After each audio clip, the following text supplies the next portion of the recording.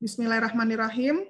Alhamdulillahirrabbilalamin. Assalatu wassalamu ala asrofil anbiya wal mursalin wa ala alihi wa ashabihi ajma'in. Amma ba'du.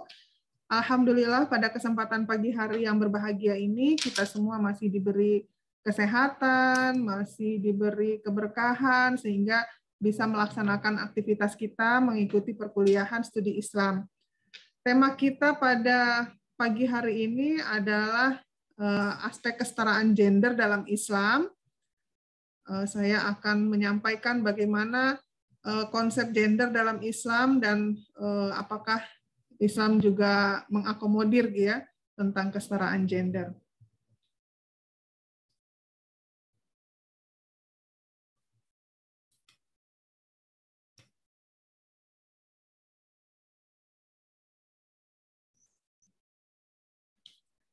Ya, keadilan dan kesetaraan gender dalam perspektif agama Islam. Sebelum kita bahas apa saja dalil-dalil tentang kesetaraan gender dalam Islam, kita akan mengenal dulu apa itu arti kata gender. Jadi kalau menurut kamus, gender itu berasal dari bahasa Inggris ya, artinya jenis kelamin. Tetapi ada juga yang merasa arti ini masih rancu, sehingga gender itu disamakan dengan seks yang artinya jenis kelamin. Kemudian dalam kamus Webster juga dinyatakan gender adalah perbedaan antara laki-laki dan perempuan dilihat dari segi nilai dan tingkah laku. Lalu apa sih bedanya jenis kelamin dengan gender? Jadi kalau jenis kelamin itu menunjuk pada pembagian dua kelamin yang berbeda dan merupakan penentuan secara biologis. Jenis kelamin secara permanen tidak akan berubah. Misalnya ada jenis kelamin perempuan, ada jenis kelamin laki-laki. Kalau laki-laki itu maskulin gitu ya, kalau ada secara anatomi misalnya ada jakun, ada ya anatomi laki-laki gitu ya.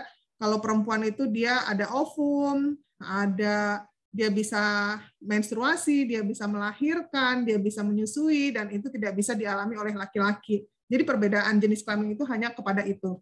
Kemudian gender ini bukanlah suatu given atau kodrat yang tidak bisa dipertukarkan, tetapi gender adalah satu konsep untuk mengidentifikasi perbedaan laki-laki dan perempuan jika dilihat dari sosial budaya. Nah, secara umum, gender itu mengidentifikasi perbedaan laki-laki dan perempuan dari sisi sosial budaya tadi, sedangkan jenis kelamin itu untuk mengidentifikasi perbedaan laki-laki dan perempuan dari sisi anatomi biologi. Jadi sampai sini clear ya. Jadi kalau jenis kelamin yaitu tadi, kalau laki-laki punya jakun, punya kelamin laki-laki, sedangkan perempuan itu tadi dia punya ovarium, dia melahirkan, dia menstruasi, dia menyusui dan lain sebagainya. Jadi bedanya jenis kelamin seperti itu. Sedangkan konstruk gender itu adalah konstruksi dari struktur sosial dan budaya yang biasanya ada di masyarakat. Nah, ini konstruksi sosial dan budaya yang ada di masyarakat kita, misalnya tentang perbedaan peran, fungsi, tanggung jawab, sikap, perilaku. Nah, ini kalau di masyarakat kita kan ini ya, patriarki ya. Nah, contoh, diidentikan bahwa peran perempuan itu ada di sektor domestik atau di rumah tangga. Jadi bagian masak, nyuci, nyetrika, ngepel, dan lain-lain. Jadi urusan rumah tangga itu urusan perempuan. Kemudian laki-laki perannya dicitrakan itu hanya di sektor publik. Jadi laki-laki cuma mencari nafkah di luar rumah. Jadi dibedakan ini tadi, domestik dan publik. Kemudian dari sisi fungsi, misalnya kalau perempuan itu mencari nafkah itu hanya sebagai tambahan saja, sedangkan kalau laki-laki itu dia pencari nafkah utama. Lalu tanggung jawab di dalam rumah tangga, kalau bapak-bapak itu sebagai kepala keluarga dan istrinya hanya sebagai ibu rumah tangga. Kalau dari sikap, jadi dicitrakan kalau perempuan itu feminim, kalau laki-laki itu maskulin, sehingga kalau ada yang tertukar, kalau ada perempuan yang maskulin itu menjadi aneh gitu ya di mata masyarakat, atau ada pria yang feminim jadi aneh gitu. Padahal belum tentu juga gitu ya. Contoh misalnya kita lihat Dr. Boyke ya, mungkin kalian lihat dia seorang laki-laki yang tulen, tetapi terlihat lembut gitu kan. Itu biasa aja sebetulnya. Nah, tapi ya karena memang dicitrakan di konstruk budaya kita adalah perempuan itu harus feminim dan laki-laki itu harus maskulin. Jadi ketika ada yang berbeda itu terlihat tidak wajar di mata masyarakat. Nah, kemudian dari perilaku. Jadi kalau perempuan itu dicitrakan dia selalu emosional, kemudian ragu-ragu, tidak mudah mengambil keputusan, lemah gitu kan, pasif. Sementara laki-laki itu dicitrakan seorang yang harusnya rasional, tegas, agresif, kuat gitu kan. Nah, ini adalah konstruksi dari sosial budaya masyarakat. Lalu kita akan membahas apa sih kesetaraan gender. Nah, kesetaraan itu artinya sama ya, setara itu sama. Sama ya. Jadi antara perempuan dan laki-laki itu punya status yang sama gitu. Kemudian kesetaraan gender itu adalah pandangan bahwa semua orang itu harus punya perlakuan yang sama, setara, tidak ada yang lebih tinggi, tidak ada yang lebih rendah gitu ya, dan tidak boleh ada diskriminasi identitas gender. Kemudian keadilan gender. Nah, adil itu artinya kalau anak-anak nih ya, adil untuk anak-anak di dalam rumah itu bukan berarti diberikan porsi yang sama. Adil untuk anak SD dengan adil untuk anak yang sudah kuliah tentu berbeda. Uang saku, misalnya seorang orang tua nih ya, dikatakan dia harus bersikap adil kepada anak-anaknya. Bersikap adil bukan berarti dia memberikan uang jajan yang sama antara anaknya yang SD dengan anaknya yang kuliah. Misalnya anak SD dikasih 10.000, kakaknya yang udah kuliah dikasih 10.000, itu tidak adil gitu kan, karena misalnya kakaknya yang sudah kuliah dia harus fotokopi, dia harus punya transport ongkos ke kampus gitu kan, terus karena kuliahnya sampai sore dia harus makan siang di kampus gitu kan, fotokopi tugas dan lain sebagainya. Jadi kurang kalau sama-sama 10.000 antara anak SD dengan anak kuliah, ya tidak adil jadinya kalau dinilai seperti itu. Nah, jadi kembali kepada keadilan gender adalah perlakuan adil bagi perempuan dan laki-laki dalam keseluruhan proses kebijakan pembangunan dengan mempertimbangkan perbedaan pengalaman, kebutuhan, kesulitan, hambatan sebagai perempuan dan laki-laki. Sebentar ya, saya agak sesak ini. Oke. Saya lagi di kantor, tapi di ruangan lagi belum ada orang. Agak sesak tadi. Kembali, jadi sementara kesetaraan gender adalah laki-laki dan perempuan ini bisa berkembang optimal tanpa kendala oleh jenis kelaminnya, gitu ya. Jadi punya kesempatan yang sama. Kemudian keadilan gender itu bermakna bahwa laki-laki dan perempuan punya perbedaan kebutuhan dan kebutuhan ini harus dipenuhi. Contoh nih di ruang kerja ya, di ruang publik. Misalnya seorang perempuan yang bekerja, dia sudah berumah tangga, sudah punya anak ya, dengan laki-laki dengan status yang sama sudah berumah tangga dan sudah punya anak. Nah, ketika bapak-bapak bekerja, dia di kantor itu pasti dia fokus dengan pekerjaannya ya. Tetapi seorang ibu yang bekerja, dia tidak hanya harus fokus kepada pekerjaannya, tetapi dia juga tidak bisa dilepaskan dari perannya sebagai ibu. Dia pasti kepikiran anaknya di rumah gitu kan. Dia pasti kepikiran anaknya sudah makan belum, atau kalau yang misalnya dia masih dalam proses menyusui ya. Ini pengetahuan juga buat kalian. Ada yang sudah menikah belum di kelas ini? Belum. Ada yang sudah? Belum. Ya, kalau belum menikah berarti ini pendidikan pranikah lah gitu ya. Jadi untuk diketahui baik itu untuk laki-laki dan untuk perempuan, karena kalau kita bicara tentang gender jangan hanya berkoar-koar di kalangan perempuan, kaum laki-laki juga perlu mengetahui tentang kesetaraan gender ini. Nah, jadi kita kembali kepada kebutuhan perempuan yang bekerja ya. Jadi misalnya ada perempuan yang bekerja, dia baru melahirkan. Biasanya kalau cuti melahirkan itu kan 3 bulan ya. Setelah 3 bulan dia harus kembali bekerja. Nah, padahal dia dalam proses masih menyusui gitu. Nah, perempuan ketika dia masih menyusui itu harus diberikan ASI-nya gitu ya. Kalau tidak diberikan dia ASI itu kan berproduksi terus ya. Kalau nggak disusukan ke anak itu mohon maaf ya, ini bukan porno ya, tapi ini pelajaran gitu ya. Dia bisa bengkak karena ASI yang melimpah, dan kalau terus-menerus dia bengkak, ibunya itu bisa demam, bisa sakit gitu ya. Nah, jadi ya harus beberapa jam sekali itu harus diberikan kepada bayi.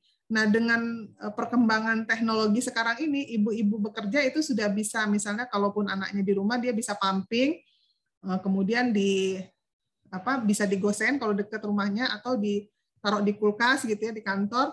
Nah, itu yang perlu difasilitasi itu. Jadi ketika ibu bekerja, anaknya di rumah ya, nah, itu harus disediakan ruang laktasi atau satu ruangan yang dia bisa pumping, dan di situ disediakan kulkas ya untuk menyimpan ASI-nya. Nanti dia pulang kerja dia bisa bawa botol susunya gitu kan. Tapi di beberapa perkantoran ada juga yang tidak menyediakan ruang laktasi, sehingga mohon maaf ada juga ibu-ibu yang dengan terpaksa dia memompanya itu di toilet ya. Padahal toilet itu kan tidak higienis. Sementara bayi itu kan adalah yang paling rentan gitu ya terhadap kuman, virus, bakteri dan lain sebagainya. Itu kan sangat tidak manusiawi sekali. Kita aja nih orang dewasa kalau makan di toilet kan rasanya gimana gitu ya. Sama bayi juga kan dia makanannya itu ASI-nya itu gitu. Jadi sebetulnya sudah ada ya peraturan pemerintah yang mewajibkan bahwa di setiap perkantoran atau di ruang publik seperti di mal, saya lihat di mal-mal itu sudah menyediakan ya ruang laktasi. Di rumah sakit dan di tempat umum lah ya, itu harus ada ruang laktasi. Nah, kemudian juga di perkantoran juga harusnya ada daycare namanya. Daycare itu tempat penitipan anak ya, tapi kalau yang agak modern, daycare-nya itu sudah terintegrasi dengan pendidikan anak usia dini. Jadi bukan hanya dititipkan, tetapi juga diberikan pembelajaran gitu ya, diberikan materi-materi pendidikan anak usia dini gitu. Nah, kemudian kalau ini tidak dipenuhi oleh pimpinan di tempat pekerjaan tersebut, maka si ibu bekerja ini tidak akan fokus, dia tidak akan maksimal memberikan kinerja terbaiknya dalam bekerja gitu ya, karena dia nggak fokus. Jiwa fisiknya ada di kantor, tetapi pikirannya, jiwanya, hatinya ada di rumah. Akhirnya ya itu nggak konsen, nggak fokus, pekerjaan tidak maksimal gitu ya. Tetapi kalau misalnya disediakan daycare, disediakan ruang laktasi gitu ya, kebutuhan ibu bekerja ini terpenuhi. Dia merasa aman. Sewaktu-waktu di jam istirahat si ibu bisa melihat anaknya di daycare ya. Dia lihat misalnya anaknya aman, nyaman bermain gitu kan, belajar, dia tenang. Akhirnya dia bisa bekerja dengan maksimal. Nah, inilah yang harus dipenuhi gitu ya. Jadi itu bedanya, kalau bapak-bapak kerja ya dia kerja aja, tapi kalau ibu-ibu bekerja dia pasti mikirin anaknya gitu. Nah, yakinlah ketika kebutuhan ibu-ibu bekerja ini dipenuhi, maka kinerja terbaik itu bisa diberikan oleh para perempuan pekerja gitu.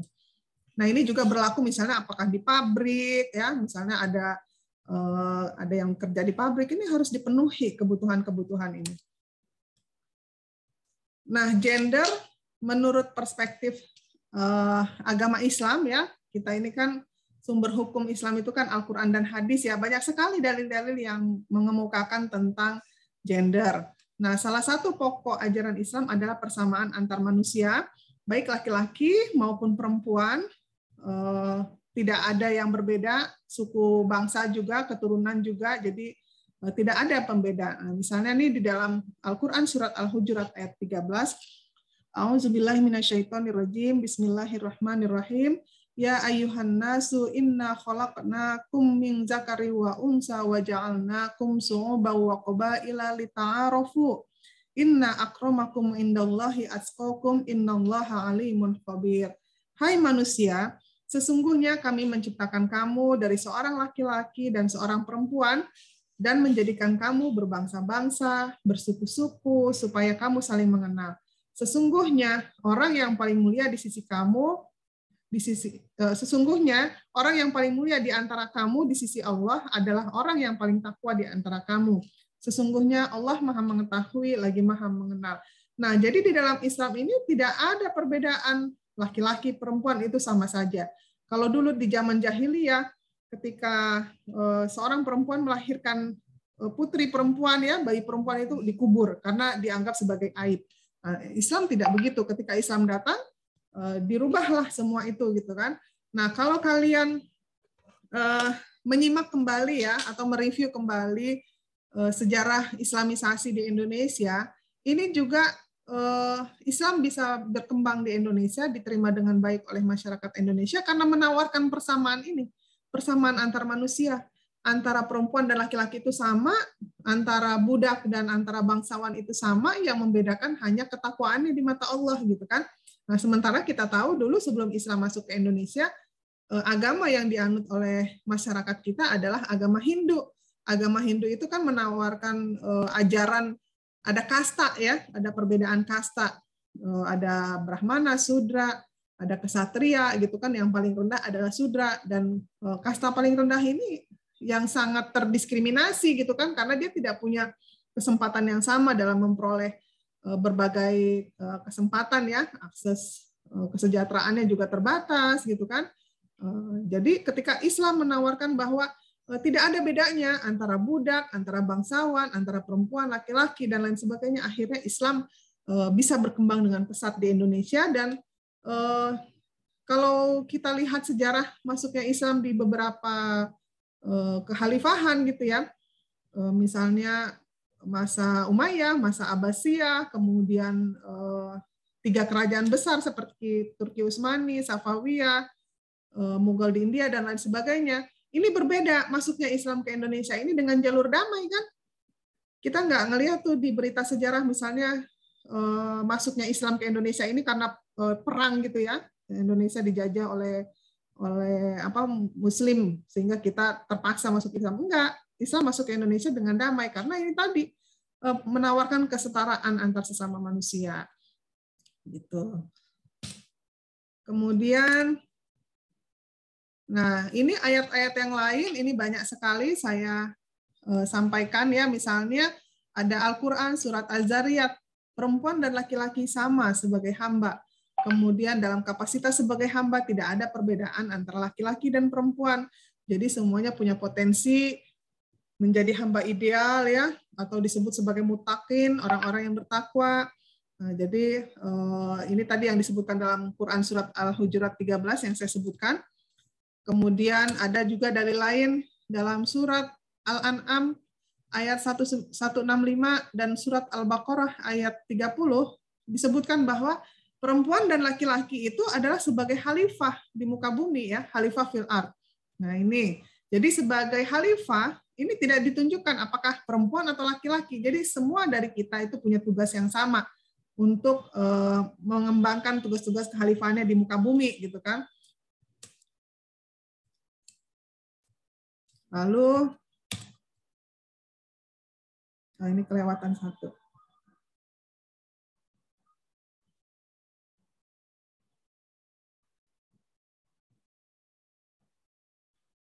Nah, kemudian di dalam surat Ali Imran ayat 195 dan surat An-Nisa 124 serta surat An-Nahl ayat 97 disebutkan bahwa perempuan dan laki-laki ini punya potensi yang sama untuk meraih prestasi maksimum. Jadi tidak ada perbedaan antara laki-laki dan perempuan, ya.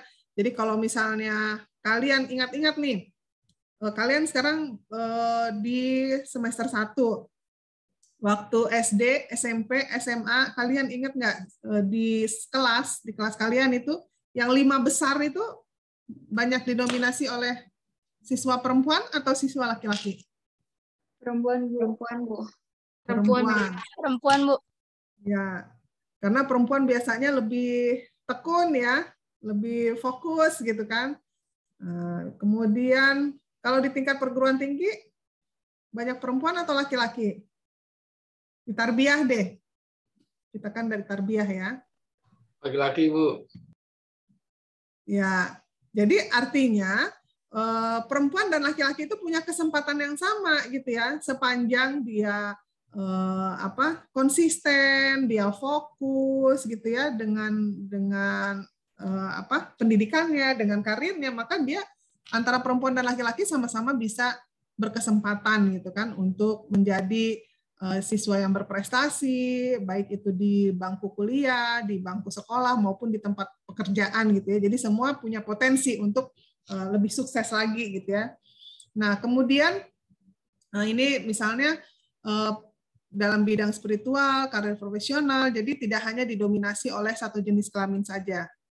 Gitu. Tetapi beda ya antara sekolah dengan kuliah. Jadi kalian ini kan semester 1 ini bisa dikatakan masih fase transisi antara suasana belajar di bangku sekolah dengan bangku kuliah. Kalau di bangku sekolah itu sudah ada schedule-nya gitu ya. Misalnya kelas 3 itu lulus gitu kan.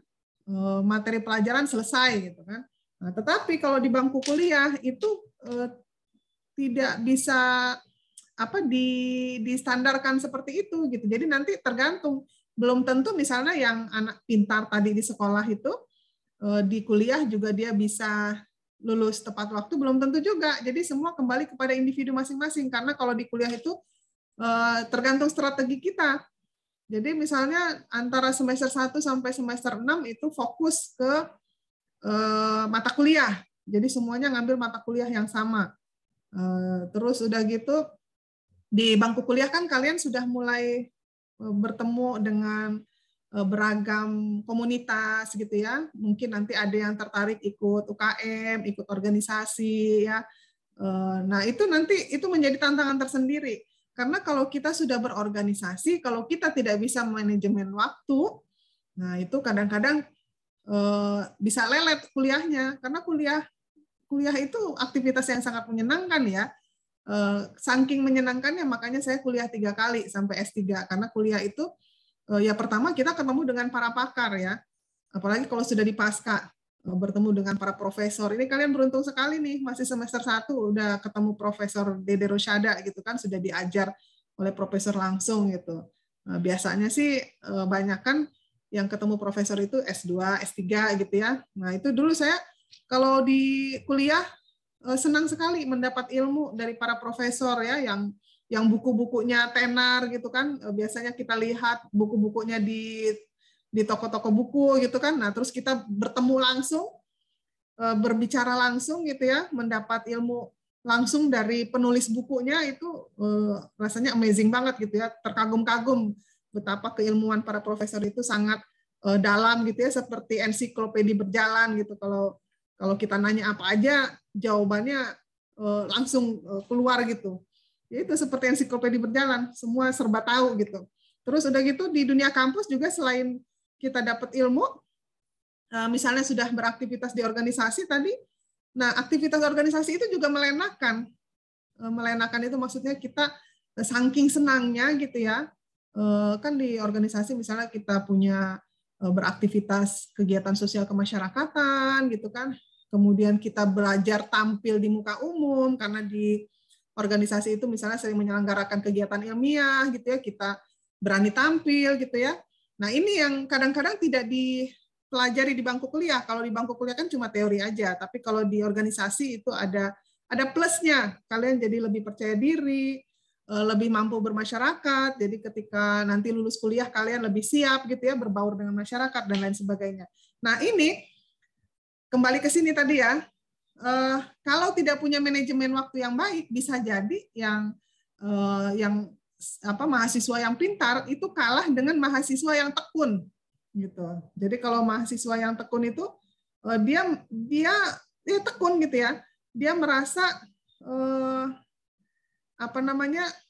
kalau dia tidak tekun ya dia ketinggalan, jadi dicicil gitu kan, sudah punya target misalnya semester 6 selesai mata kuliah, ya dia sudah punya ancar-ancar skripsinya mau judul apa. Nah, dia rajin ke perpustakaan, lihat skripsi terdahulu gitu ya, dengan membaca skripsi kakak-kakak kelas kita jadi tahu polanya itu seperti apa. Oh, kalau skripsi itu misalnya bab 1 itu ada latar belakang masalahnya, nanti bab 2-nya ada teori, nanti bab 3-nya ada metode penelitian, bab 4-nya ada hasil, bab 5 ada kesimpulan. Terus kan selama kuliah nanti akan ketemu passion kalian itu di mana, gitu ya. Jadi sambil kuliah itu ya kalian mulai memantapkan hati gitu ya. Kalian itu kira-kira, oh saya lebih tertarik kepada sejarah Islam misalnya, sejarah pendidikan Islam. Oh saya tertarik kepada pemikiran tokoh. Oh saya tertarik kepada manajemen pendidikan. Atau saya tertarik kepada bagaimana implementasi kurikulum di sekolah-sekolah dan lain sebagainya. Nah jadi ketika kalian sudah mulai ada kecenderungan atau minat ke tema-tema tertentu, yaitu difokusin. Jadi kalian bisa lebih cepat belajarnya, lebih cepat lulus kuliahnya gitu. Jangan ditunda-tunda, ntar aja besok. Nah besok nggak taunya teman-teman sudah satu-satu sudah wisuda. Lama-lama angkatan kalian tinggal beberapa orang. Dan kalau sudah tidak ada mata kuliah, itu biasanya ya agak motivasi agak berkurang gitu. Makanya ya mudah-mudahan sih di antara kalian ini tetap kompak sampai selesai gitu ya, saling mensupport, saling menyemangati gitu. Kalau ada teman yang ujian ya dihadiri gitu kan, biar termotivasi juga yang belum ujian skripsi misalnya. Jadi time schedule itu perlu dirumuskan sejak kalian masih semester 1 ini, karena nggak terasa tahu-tahu sudah mau selesai kuliah aja gitu. Nah, jadi kembali ke sini bahwa kesetaraan gender ini perempuan dan laki-laki punya kesempatan yang sama untuk mendapatkan pendidikan, perempuan dan laki-laki punya kesempatan yang sama untuk menduduki karir-karir profesional gitu kan. Nah, jadi tidak hanya didominasi oleh satu jenis kelamin. Nah, kemudian saya ingin menyampaikan apa itu peran perempuan. Nah, kenapa hanya peran perempuan gitu ya? Karena ya meskipun kalian di sini banyak laki-laki juga, tetapi laki-laki juga harus mengerti betapa peran perempuan itu multitasking ya, sangat banyak. Jadi kalau laki-laki itu bisa fokus kalau laki-laki itu hanya bisa satu fokus dalam satu kesempatan gitu. Tetapi perempuan ini dalam satu waktu dia bisa mengerjakan beberapa hal sekaligus. Coba kalian lihat ibu kalian di rumah ya. Ibu kalian itu misalnya sambil masak, kalau ada yang punya adik, misalnya adiknya nangis, dia bisa sambil gendong anak, dia sambil ngurusin penggorengan, atau misalnya dia bisa sambil bekerja, kalau ibunya sambil kerja, sambil nyuapin anak, pokoknya satu pekerjaan tangannya itu seperti banyak gitu ya, dan itu bisa beres semua gitu. Tapi coba laki-laki, misalnya laki-laki nih diminta untuk jagain adiknya, terus udah gitu sambil kuliah, sambil ini saya lihat nih ada yang jaga adik nih, alhamdulillah nih. Si Faris sambil jaga adik ya, alhamdulillah. Jadi mulai mengerti bahwa peran perempuan itu segitu banyaknya sehingga memang harus dibantu ya. Jadi di balik suami yang sukses itu ada istri yang selalu mendoakan dan mensupport. Begitupun di belakang istri yang sukses karirnya itu ada suami dan keluarga yang mensupport. Karena kalau tidak didukung oleh keluarga tidak bisa gitu ya. Contoh nih misalnya saya sedang di kampus. Saya tidak mungkin bisa ke kampus kalau anak saya tidak ada yang jagain gitu kan, berarti ada keluarga yang kalau tidak keluarga ya mungkin misalnya ada pengasuh gitu ya, jadi harus ada orang yang membantu gitu ya. Jadi ya kita hidup itu memang bermasyarakat, hidup kita itu sebagai makhluk sosial itu saling membutuhkan satu sama lain, tidak bisa hidup sendiri ya. Nah ini kita kembali ke peran perempuan. Jadi peran itu adalah perwujudan dari hak dan kewajiban sesuai dengan kedudukan seseorang. Peran perempuan adalah pelaksanaan hak dan kewajiban yang dimiliki oleh perempuan sesuai dengan posisi sosialnya. Nah, dalam kehidupan ini, perempuan itu punya peran yang banyak ya, laki-laki juga. Jadi perempuan misalnya dia berperan sebagai anak dari orang tuanya. Kewajiban anak kepada orang tua adalah berbakti. Ya, berbakti, mengasihi gitu kan. Sepanjang orang tua itu tidak ya masih sesuai dengan koridor-koridor Islam gitu ya, sepanjang orang tua tidak mengajak kepada hal-hal yang musyrik ya kita wajib berbakti kepada orang tua. Nah kemudian perempuan juga sebagai istri, nanti ini kalian nih suatu saat akan menjadi istri dari suaminya masing-masing, menjadi ibu dari anaknya masing-masing gitu kan, dan sebagai anggota masyarakat. Nah, kemudian peran domestik. tadi sudah di awal sudah saya jelaskan, jadi peran domestik itu yang di dalam rumah tangga itu loh. Jadi sebetulnya peran domestik itu tidak hanya tugas perempuan, tapi peran domestik itu juga bisa dilakukan oleh perempuan maupun laki-laki. Jadi saya harap nih, kalau perempuan di kelas 1D ini sih mudah-mudahan semuanya sudah sudah aktif, misalnya ya mengerjakan pekerjaan rumah tangga, membantu ibunya gitu ya, bantu masak, bantu nyuci, bantu ya semua urusan rumah tangga. Plus laki-laki di sekelas ini setelah mengikuti kuliah ini saya minta untuk menerapkannya di rumah ya. Jadi ibunya dibantuin motong-motong sayur kan nggak susah gitu ya. Atau bantuin nyapu, bantuin ngepel, nggak apa-apa gitu ya. Jadi jangan merasa gengsi. Siapa tahu nanti nih kalian ada yang kuliah di luar negeri gitu kan, ada yang dapat beasiswa S2, S3 ke luar negeri gitu kan. Di luar negeri kan kalian harus hidup mandiri. Nggak ada ibu yang masakin, nggak ada ibu yang nyuciin. Kalau kalian terbiasa melakukan pekerjaan domestik di rumah, nah insya Allah ketika kalian nanti bertugas atau studi di luar negeri atau di luar kota itu bisa lebih mandiri gitu ya, dan lebih baik lagi. Nah kemudian ini, jadi tadi peran domestik itu bisa dilakukan oleh laki-laki maupun perempuan, begitu juga dengan peran publik. Jadi tidak hanya laki-laki yang bisa berperan di ruang publik, tapi perempuan juga bisa berperan di ruang publik ya.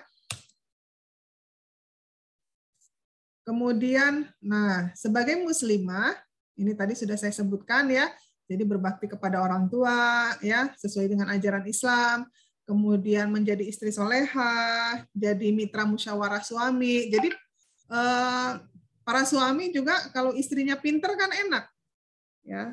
Jadi kadang-kadang ada juga sih beberapa tipe laki-laki yang tidak mau misalnya istrinya lebih tinggi posisinya atau lebih tinggi pendidikannya dari suami gitu kan. Ada juga yang tipe seperti itu. Tapi sebetulnya kalau kita sama-sama saling mengetahui hak dan kewajiban kita dan kita menyandarkan semua tingkah perbuatan kita sesuai dengan ajaran agama Islam, ini kita akan saling menghormati ya antara pasangan suami dan istri.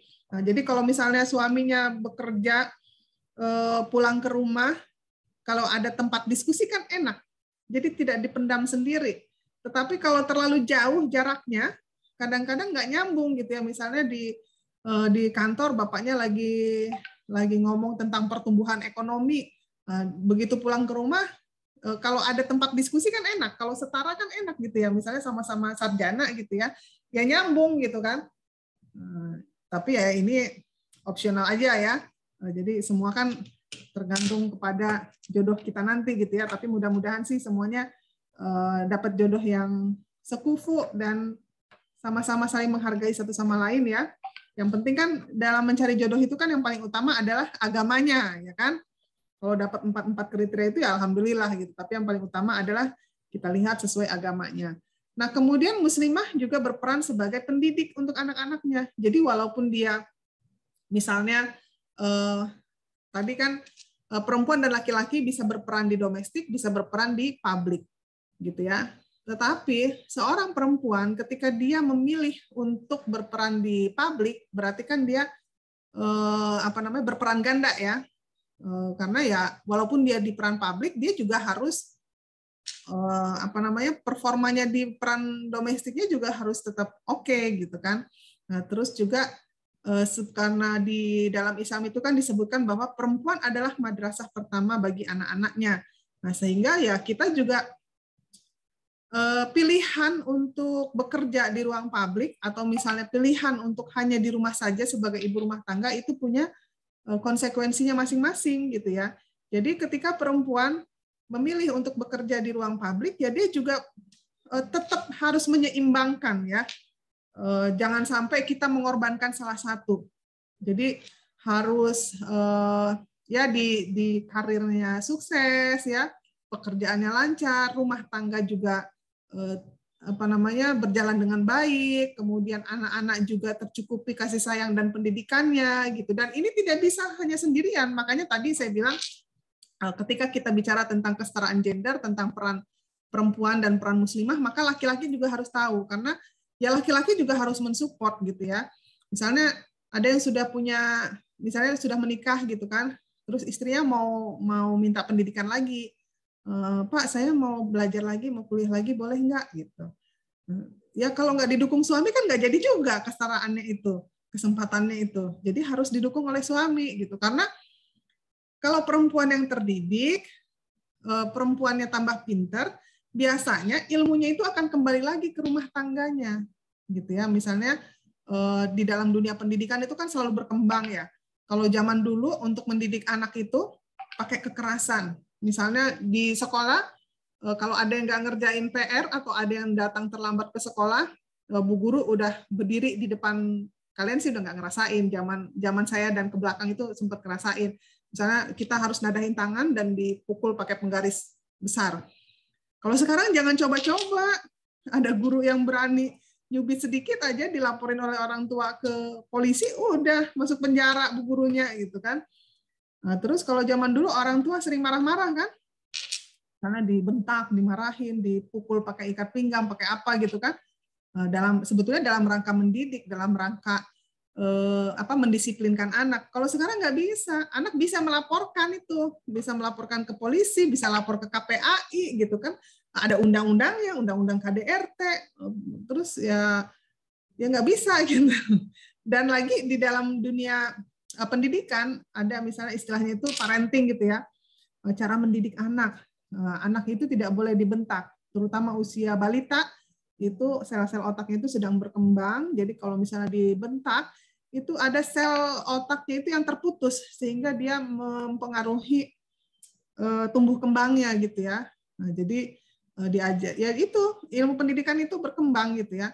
Nah, ketika istrinya lebih terdidik, maka ilmu yang dia peroleh itu akan diterapkan kepada anak dan keluarganya gitu. Jadi tidak ada yang mubazir. Jadi kalau misalnya kadang-kadang di masyarakat kita juga mulutnya itu nyinyir ya.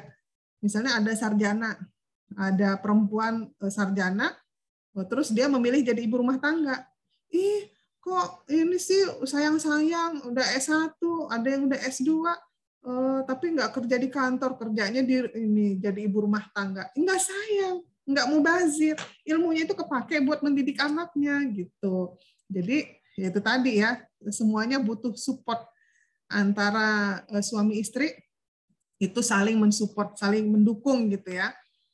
Nah, kemudian perempuan sebagai anggota masyarakat harus bergaul ya, harus berperan aktif dalam kegiatan sosial kemasyarakatan, pendidikan, dakwah dan lain sebagainya. Bisa aktif di misalnya di RT atau misalnya kalian aktif di organisasi. Jadi ya karena kita makhluk sosial, kita nggak bisa hidup sendiri. Kita harus saling bahu membahu, tolong menolong. Misalnya di masa pandemi nih, banyak yang terdampak ekonomi. Nah, bisa kita misalnya menggalakkan bantuan ya, mengkoordinir masyarakat untuk yuk kita ini urunan misalnya ya, membantu warga yang terdampak dan lain sebagainya. Banyak yang bisa kita lakukan, sekecil apapun semua berguna. Kemudian peran muslimah dalam lintasan sejarah. Jadi sebetulnya Islam itu sejak dulu, kalau di Barat kan baru-baru beberapa dekade ini aja kan yang menggembar-gemborkan bahwa harus ada kesetaraan gender. Sebetulnya di Islam itu sudah sejak dahulu kala ya, sejak Islam masuk ke Jazirah Arab ya dibawa oleh Rasulullah. Nah, itu dicontohkan bahwa istri Rasulullah sendiri, Siti Khadijah, beliau adalah seorang saudagar yang sukses ya dalam dunia bisnis, disegani dan berperan ya dalam dakwah Nabi. Meskipun Khadijah ini wanita yang kaya raya, tapi dia menggunakan hartanya itu untuk mendukung dakwah suami. Dia yang mensupport Rasulullah ya dalam dakwahnya. Uangnya habis untuk dakwah Islam gitu kan. Jadi ya ini menunjukkan bahwa Islam itu mengajarkan kesetaraan gender sejak dahulu kala. Jadi di balik kesuksesan suami ada istri yang selalu mendukung gitu. Begitu juga di balik kesuksesan istri ada suami yang mendukung. Kalau suaminya nggak mendukung, istrinya nggak bisa sukses. Begitu juga sebaliknya. Contoh nih, dalam Islam itu kan dikatakan perempuan itu kalau sudah menikah, itu tanggung jawabnya ada di bawah suami. Kemudian perempuan itu kalau keluar rumah itu harus izin suami, ya kan? Nah, jadi kalau misalnya si perempuan nih mau beraktivitas, Pak, saya mau ikut ini majelis taklim, ada taklim nih Ustazah Aisyah mau ngajar gitu kan. Terus kata bapaknya, nggak boleh, kata dia gitu kan. Nah, kalau nggak boleh ya nggak jalan juga, nggak jadi juga gitu. Atau misalnya suaminya mau pergi, mau kerja. Terus kata istrinya, Pak, pulangnya jangan lama-lama ya, jangan malam-malam. Padahal si suami misalnya ada meeting gitu kan, ada rapat penting gitu kan, mempersiapkan apa, mau ada kunjungan kerja dari pemerintah pusat misalnya. Terus udah gitu diteleponin terus sama istrinya. Pak, kok belum pulang sih? Ini loh, udah mau maghrib loh. Ini gini. Istrinya cerewet banget gitu ya. Dikit-dikit ngontrol. Udah di mana Pak? Udah ini. Terus ya akhirnya kan nggak konsen, gitu kan? Jadi yang penting itu saling percaya. Jadi suami istri saling percaya, istrinya percaya, mengiringi suaminya dengan doa, gitu kan? Dan suami juga ketika diberi kepercayaan dia harus menjaga kepercayaan itu, gitu. Jadi dia ya izinnya kerja ya fokus kerja, gitu. Selesai kerja ya pulang, gitu kan? Nah, begitu juga sebaliknya kalau istrinya bekerja ya suaminya memberi kesempatan, memberi ruang, misalnya gantian. Suaminya kebetulan lagi nggak terlalu sibuk, dia bisa pulang lebih awal. Nah, istrinya lagi ada lembur. Nah, suaminya pulang lebih dulu dan dia misalnya ngejagain anaknya gitu ya. Walaupun di rumah ada yang membantu, tapi tetap harus ditungguin lah ibaratnya gitu kan.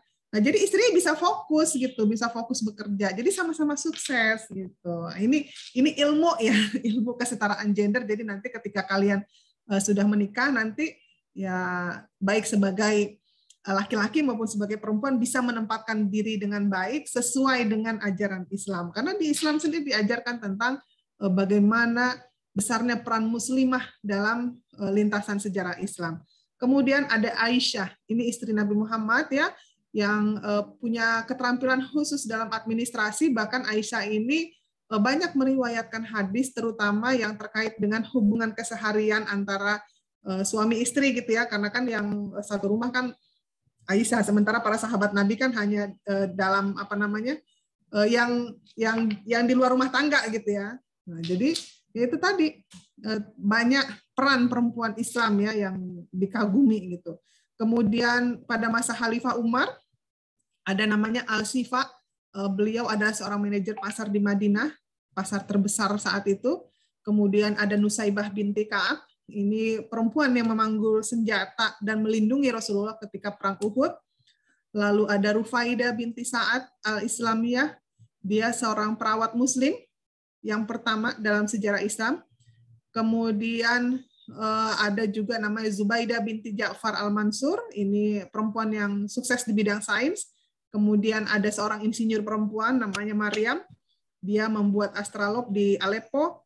Kemudian ada seorang matematikawati namanya Labana, jadi dia sangat sukses ya dan sangat dikenal dalam kemampuannya menyelesaikan beragam permasalahan soal matematika. Dan banyak sekali tokoh lainnya, kalau ditarik sampai ke Indonesia itu banyak banget tokoh-tokoh perempuan Indonesia. Kemudian kita juga perlu tahu nih, apa sih isu-isu gender? Jadi isu gender ini adalah kondisi yang menunjukkan kesenjangan antara perempuan dan laki-laki atau ketimpangan gender. Nah, apa yang disebut dengan ketimpangan? Ketimpangan itu ketika harapan tidak sesuai kenyataan atau dasen dasolan gitu ya. Meskipun di Indonesia ini sudah mulai berkembang ya, sudah perempuan sudah mulai bisa menduduki posisi-posisi strategis, bahkan pernah ada jadi presiden, sekarang ketua DPR-nya perempuan, pengambil kebijakan di beberapa kementerian juga ada perempuan, walaupun masih sedikit ya, tapi ya lumayan lah gitu ya, sudah ada perkembangan.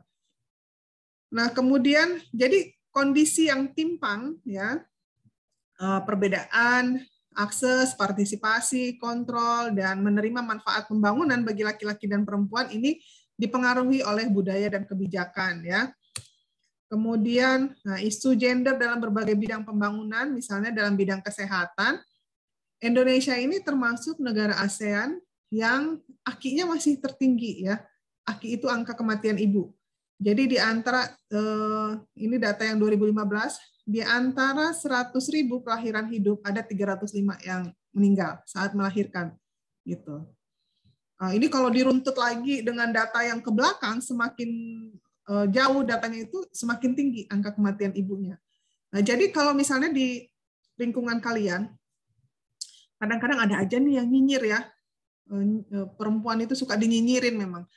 Misalnya, perempuan zaman sekarang mah dikit-dikit sesar katanya gitu kan. Ada nggak yang pernah dengar begitu? Biasanya sih perempuan zaman dulu yang ngomong gitu tuh. Nah, atau misalnya dia bilang gini, kalau zaman saya dulu katanya kalau kalau begini doang mah semuanya ngelahirin normal katanya gitu. Jadi mudah-mudahan nanti ketika para perempuan di kelas ini menjadi ibu semuanya sudah sadar gitu ya. Jadi tidak ada lagi nyinyir-nyinyiran begitu. Tapi perlu juga dilihat data ya. Memang sih perempuan zaman dulu itu banyak yang lahir normal. Terus perempuan zaman sekarang ini ada ya alasan sesar itu berbagai macam. Ada yang karena alasan medis, mungkin juga ada yang karena alasan kecantikan dan lain sebagainya. Wallahu a'lam ya. Tapi saya berdasarkan yang alasan medis aja. Jadi kalau zaman dulu belum banyak ya yang ke dokter kandungan ya, paling banter ke bidan, tapi banyaknya ke dukun beranak gitu kan. Memang pada normal, tapi kalau kalian perhatikan datanya, itu tingkat kematian ibu itu sangat besar. Jadi bisa dibilang kalau mau ngelahirin itu udah inilah pokoknya 50-50. Kalau hidup alhamdulillah gitu ya, tetapi banyak juga ya yang aki ini tadi, ini kita bicara tentang data ya. Nah, sekarang sih udah agak berkurang. Ini datanya masih tahun 2015 sih. Misalnya dibandingkan dengan 2012. 2012 ada 359 kematian per 100.000 kelahiran hidup. Nah, kalau 2015-nya udah berturun kan dari 359 jadi 305. Jadi semakin ke sini semakin berkurang. Jadi ilmu pengetahuan itu bermanfaat untuk meningkatkan kesehatan dan tingkat harapan hidup ibu dan anak gitu ya. Jadi alhamdulillah gitu. Jadi nanti kalau misalnya ada keluarga kalian, ada atau nanti misalnya istri kalian ya, kalau sudah menikah nanti, ya kita serahkan kepada analisa dokter, karena dokter yang punya pengetahuan tentang kesehatan, dia bisa melihat nih kan. Kalau kita kan dari luar nggak kelihatan, cuma perut membendung aja gitu kan. Tapi kan kalau dokter bisa ngelihat, oh di dalamnya bayinya sehat, oh ini ari-arinya bagus, oh ini tali pusarnya nggak ngelilit gitu kan. Nah, tapi kalau misalnya kata dokter terlalu beresiko untuk melahirkan normal, jadi harus melahirkan sesar, ya nggak apa-apa. Yang penting ibu dan bayinya sehat, itu aja. Yang penting ibu dan bayinya hidup gitu kan. Nah, ini kan pengetahuan nih buat laki-laki gitu ya. Jadi ketika nanti sudah mau jadi bapak-bapak, kalian bisa siaga gitu. Itulah pentingnya kenapa isu gender itu harus juga diketahui oleh para laki-laki. Masih pada nyimak nggak nih laki-laki di sini? Halo? Bu, nyimak Bu. Terus. Nanti dipraktekkan ya pengetahuannya di kehidupan kalian nanti. Nah, Siap. ini isu pendidikan. Isu pendidikan, angka harapan lama sekolah perempuan masih rendah. Karena memang ya budaya kita ini kan budaya patriarki ya. Patriarki itu maksudnya semua itu diutamakan kepada laki-laki. Misalnya terutama yang kalau di kalangan perkotaan relatif udah lebih maju pikirannya, tetapi ada beberapa juga yang masih berpikiran konservatif yang mungkin masih di daerah lah ya, masih daerah terpencil yang masih patriarki banget gitu ya. Ya itu kan memang budaya, soalnya dari zaman dulu memang ya budaya seperti itu gitu. Contoh nih ya, saya ini kan keturunan Sumatera ya, orang tua yang laki-laki dari Sumatera Selatan, orang tua yang perempuan dari Sumatera Utara. Jadi kurang lebih kedua suku ini adalah sangat mengedepankan yaitu patriarki gitu. Misalnya kalau laki-laki itu harus dilayani, makannya harus disediakan, minumnya harus diambilkan, kopinya harus gitu kan. Pokoknya laki-laki nggak bisa menservis dirinya sendiri, semua harus disediakan Mbak Raja gitu. Terus kalau di acara-acara misalnya ada pesta atau ada apa gitu, ada prasmanan ya, makan-makan gitu ya, acara kampung atau acara ya pokoknya acara prasmanan, itu harus laki-laki yang didahulukan. Kalau laki-laki belum habis, perempuan nggak boleh maju makan. Misalnya itu konstruk budaya itu seperti itu. Gitu. Tapi kalau di perkotaan udah enggak ya. Kalau di kota-kota udah sama. Mau prasmanan ya udah semuanya maju bareng-bareng makan gitu ya. Siapa cepet siapa dapet gitu. Nah, jadi ini ya konstruk budaya ini. Nah, kemudian kembali kepada ini tadi ya angka harapan lama sekolah. Nah terus misalnya kalau sekarang kan udah ada wajib belajar ya. Kalau wajib belajar itu misalnya di dalam undang-undang Sisdiknas, kemudian di dalam perda itu yang tingkat provinsi. Contoh di DKI Jakarta itu perdanya itu tentang sistem pendidikan wajib belajar di DKI itu 12 tahun. Kemudian implikasinya kalau disebutkan dalam peraturan perundang-undangan maka harus diturunkan kepada APBN dan APBD. Itulah sebabnya di APBN APBD misalnya ada 20% anggaran pendidikan, gitu kan. Nah sayangnya yang disebut wajib belajar itu kan gratis ya, sekolah gratis, SPP gratis gitu kan. Nah, tetapi kalau di Indonesia pendidikan gratis itu masih belum merata. Jadi hanya di sekolah negeri kan, SD negeri, SMP, SMA negeri kan, madrasah negeri. Tetapi yang swasta kan banyak juga. Sekolah yang di swasta kan bayarannya mahal sekali gitu. Nah, artinya harusnya sih kita berharap sih mudah-mudahan ke depan ya pemerintah kita punya kesanggupan untuk ya pendidikan gratis di semua level pendidikan dan tidak hanya yang negeri tapi swasta juga bisa gratis. Jadi tidak ada alasan lagi misalnya perempuan terdiskriminasi misalnya di dalam keluarga kemampuan keluarga hanya membiayai satu orang untuk sekolah, sementara di dalam keluarga itu ada anak perempuan, ada anak laki-laki. Akhirnya anak perempuan tidak disekolahkan tinggi, anak laki-laki disekolahkan tinggi. Nah ini kan termasuk diskriminasi gitu, ketidakadilan gitu ya. Jadi ya semuanya harus diberi peluang yang sama. Anak-anak perempuan dan laki-laki harus berpendidikan semua. Kemudian isu kekerasan terhadap perempuan, ada isu perkawinan anak. Nah, terutama pada masa pandemi ini ya, PSGA, Pusat Studi Gender dan Anak UIN, ini pernah menyelenggarakan webinar tentang pernikahan dini. Nah, ini ada data bahwa selama pandemi ini karena ekonomi terdampak, banyak yang dinikahkan dini oleh orang tuanya. Karena dianggap dengan menikahkan secara lebih awal, mengurangi beban ekonomi keluarga. Ini miris sekali ya. Karena kalau terjadi perkawinan anak ini kan secara psikologis dia belum siap ya. Belum siap. Kita ini masih ada waktu ya? Ya, karena anak belum siap, akhirnya ketika menikah dia dibebankan urusan rumah tangga, kemudian suaminya punya ekspektasi tadi itu, laki-laki yang dilayani dalam semua hal, sementara si anak-anak tadi kan pikirannya secara psikologisnya dia belum siap sebagai ibu gitu kan. Karena dia tidak bisa menjalankan dengan maksimal fungsinya sebagai ibu, akhirnya suaminya gemes, dipukulin, ya itu akhirnya terjadilah KDRT. Kemudian nanti dia hamil, padahal usia anak itu kan reproduksinya itu masih belum kuat ya. Jadi kalau menurut kesehatan itu, rahim perempuan yang bagus itu untuk melahirkan, itu antara umur 20-an sampai 35. Nah, jadi kalau di bawah itu masih usia belasan tahun bisa sih kalau udah menstruasi bisa hamil, tetapi kan belum kuat ininya reproduksi perempuan itu belum kuat gitu, belum maksimal gitu ya, dan di jangka panjang itu bisa menimbulkan banyak masalah kesehatan untuk perempuan. Itulah sebabnya kenapa perkawinan anak ini harus ditunda gitu. Jadi nunggu dia siap secara psikologis dan secara fisiknya juga gitu kan.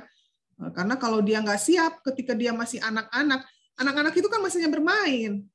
Dia masih bermain, terus dibebankan tanggung jawab urusan rumah tangga, kemudian dia sebagai ibu harus merawat anaknya, masa anak-anak ngerawat anak-anak gitu kan. Jadi jeruk makan jeruk gitu. Akhirnya anak-anaknya dia tadi itu juga tidak terurus dengan baik gitu. Jadi ini jadi kayak lingkaran setan. Itu sebabnya kenapa perkawinan anak ini harus ditunda sampai dia siap gitu, biar generasi kita ini generasi yang bagus, bukan generasi broken home gitu, karena lahir dari keluarga yang siap gitu ya, siap secara mental, siap secara agama, fisik, psikis dan lain sebagainya. Kemudian ini isu gender di bidang ekonomi, isu gender di bidang legislatif, eksekutif, yudikatif dan lain-lain. Jadi ini ya minimal kalian mengetahui isu-isu tentang gender ini. Nah, kesetaraan gender di Indonesia ini walaupun sudah mulai ada perempuan yang menduduki posisi-posisi di semua bidang, tetapi kalau dilihat dari ini rate, ini kita masih kalah, kita masih ada di urutan 9 dari Asia ya. Kesetaraan gender di Asia 10 besarnya kita masih di peringkat ke-9. Nah, misalnya kalau peringkat pertama, sebentar ya, ada telepon. Halo, saya lagi ngajar. Kenapa? Apa itu? Oh, di box kamar. Udah ya. Oke, sorry ya. Nah, ini salah satu kesetaraan gender. Jadi walaupun sedang di ruang publik, tapi tetap urusan rumah juga harus dihandle. Oke. Nah, ini urutan pertama kesetaraan gender di Asia itu Filipina, Bangladesh, Mongolia, Laos, Singapura. Padahal Singapura ini kalau di peta itu kecil sekali ya, tapi dia lumayan di peringkat ke-5 soal kesetaraan gendernya. Ada Vietnam, Thailand, Myanmar, dan Indonesia posisi ke-9. Artinya kita masih kurang urutannya. Kemudian kalau menurut data UNDP, kesetaraan gender di Indonesia ini masih rendah. Kita di 103 peringkatnya dibanding 162 negara. Ya. Kemudian kalau dilihat dari sensus penduduk yang terakhir tahun 2020, jumlah total warga Indonesia 270 juta. Dan nah ini data yang paling menarik adalah ternyata perempuan lebih sedikit dari laki-laki. Jadi laki-laki di atas 50%, perempuan 49%. Nah, artinya jumlah laki-laki lebih banyak dari perempuan. Gitu ya. Nah, ini silakan diinterpretasikan masing-masing. Kemudian ini ketimpangan gender di Indonesia berkaitan dengan timpangnya akses partisipasi kontrol, kesempatan memperoleh manfaat. Nah, ini karena masih kental ya budaya patriarki dan konstruksi sosial kita di masyarakat. Nah, apa sih yang bisa kita lakukan untuk mewujudkan kesetaraan gender? Jadi ini berlaku untuk kita semua, baik laki-laki maupun perempuan. Mari kita hentikan segala bentuk diskriminasi terhadap semua perempuan dan anak perempuan. Jadi kalau nanti kalian punya anak laki-laki dan perempuan, perlakukan sama. Anak laki-laki sekolah di sekolah terbaik, anak perempuan juga harus sama. Anak laki-lakinya disekolahkan sampai S3, anak perempuan juga sama, gitu ya. Jadi ini yang bisa kita lakukan. Kemudian hentikan segala bentuk kekerasan terhadap semua perempuan, termasuk melecehkan dan eksploitasi seksual pada anak perempuan. Ya, di kampus juga sama. Di kampus juga sekarang sedang dipersiapkan SOP untuk pencegahan kekerasan seksual ya bagi semua sivitas akademika di UIN Syarif Hidayatullah Jakarta. Jadi para perempuan nih kalau merasa bentuk pelecehan itu macam-macam ya, ada yang misalnya dicolek atau misalnya ada yang ngomong tidak pantas atau ada yang mengirim gambar tidak senonoh atau bahkan melakukan hal-hal yang tidak diinginkan ya. Nah, itu bisa melapor gitu ya. Jadi sudah ada perlindungan. Kemudian memberikan kesempatan kepada perempuan untuk memimpin di semua tingkat pengambilan keputusan, baik itu dalam kehidupan keluarga, politik, ekonomi, dan publik. Nah, di tingkat keluarga misalnya kita bermusyawarah, kita mau mau kerja bakti hari Minggu, ayo siapa yang mau nyuci piring, siapa yang mau masak misalnya gitu. Jadi mulai dimusyawarahkan, belajar bermusyawarah, belajar mengemukakan pendapat. Kemudian di bidang politik, kalau di bidang politik ini misalnya kalian ada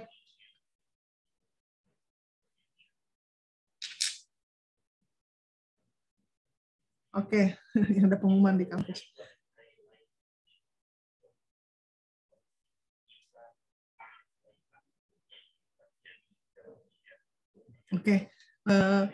Jadi kembali ke sini misalnya di tingkat mahasiswa dulu ada pemilihan mahasiswa atau pemilihan presiden BEM. Perempuan juga harus maju gitu ya. baik itu memajukan diri sendiri ditunjuk atau misalnya ya pokoknya harus harus berpartisipasi, jangan hanya sebagai pemegang suara tetapi juga sebagai orang yang dipilih gitu ya. Nah, kemudian kita harus mengedukasi masyarakat untuk memberdayakan perempuan. Nah, ini penutup. Jadi intinya dari semua penjelasan saya tadi bahwa kita semua setara dan sama derajatnya antara perempuan dan laki-laki di mata Allah. Yang membedakan adalah ketakwaan kita. Mari kita berlomba-lomba untuk lebih berbuat baik, meningkatkan amal kebaikan kita, meningkatkan ibadah kita gitu ya. Nah, karena manusia yang paling baik di mata Allah adalah manusia yang beramal saleh. Demikian yang bisa saya sampaikan. Masihkah pada menyimak? Masih, Bu. Oke. Mudah-mudahan tidak hanya di tataran konsep dan teori saja, tetapi juga bisa kita implementasikan dalam kehidupan sehari-hari kita ya. Jadi selesai dari sini, bantuin ibunya di rumah. Siap. Demikian perkuliahan kita, mudah-mudahan bermanfaat untuk semua.